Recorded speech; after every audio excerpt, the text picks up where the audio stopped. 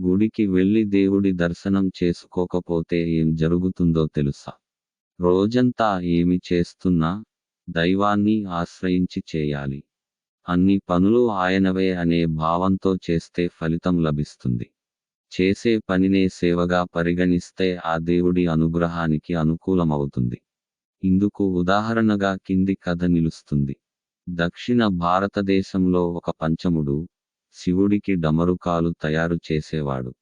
ఎంతో కాలంగా తన ఇష్టదైవమైన శివుణ్ణి స్మరిస్తూ తన పనిని తను చేసుకుంటూ ఉండేవాడు. అయినప్పటికీ అతడికి శివదర్శనం కాలేదు. అందుకు అతడు చాలా ఆవేదన చెందేవాడు. ఒకరోజు శివాలయానికి వెళ్ళాడు. అతడు పంచముడు కావడం వల్ల పూజారి ఆలయంలోనికి అనుమతించలేదు. అందువల్ల అతడు ఆలయ ప్రధాన ద్వారం వద్ద నిలబడి శివుణ్ణి ప్రార్థించాడు. అలా ద్వారం ఎదుట నిలబడి ఉన్న పంచముణ్ణి చూసి పూజారి అతన్ని దుడ్డుకర్రతో కొట్టాడు. అప్పుడు అతడు స్పృహ తప్పి పడిపోయాడు. అతడు అలా స్పృహ కోల్పోగానే దేవాలయ ప్రధాన ద్వారం మూసుకొనిపోయింది. ఎంతమంది ప్రయత్నించినా ఆ ద్వారాన్ని తెరవలేకపోయారు. అప్పుడు, మీరు నా భక్తుణ్ణి కొట్టి స్పృహ తప్పేలా చేశారు. అందుకే ద్వారం మూతబడింది. అతడిని ఇక్కడకు తీసుకుని రండి అని శివుని గంభీరవాణి వినిపించింది. పూజారులు ఆ భక్తుణ్ణి ఆలయం దగ్గరకు తీసుకువచ్చారు.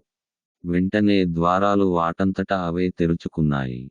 డమరుకాలు తయారు చేసే ఆ భక్తుడు నటరాజస్వామిని దర్శించాడు. తరువాత ప్రాణాలు విడిచి ఆయనలో ఐక్యమయ్యాడు. కాబట్టి భగవద్దర్శనానికి కావలసింది మనది ఏ కులమో, ఏ పని చేస్తున్నామో అన్నది ముఖ్యం కాదు.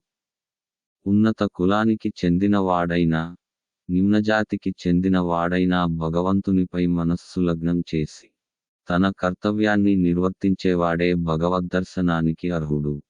మనం చేస్తున్న పని ఏ భావంతో చేస్తున్నామన్నది ముఖ్యం. పూజ కోసం పూలు తెంపుతాం, భగవంతుని కోసం దండలు కడతాం, జపం చేస్తాం.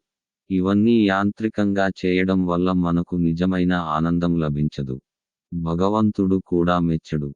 ఎవరి పనిని వారు చేస్తూ భగవంతుణ్ణి, తండ్రి, ఎలాంటి జన్మ ప్రసాదించినా సరే, నీ పాదారవిందాల పట్ల భక్తి విశ్వాసాలు కలిగి ఉండేలా చేయి అని నిత్యం ప్రార్థించాలి. అలా ప్రార్థన చేస్తూ మన స్వధర్మాన్ని నిర్వర్తిస్తేనే ఆ భగవంతుని అనుగ్రహం కూడా లభిస్తుంది.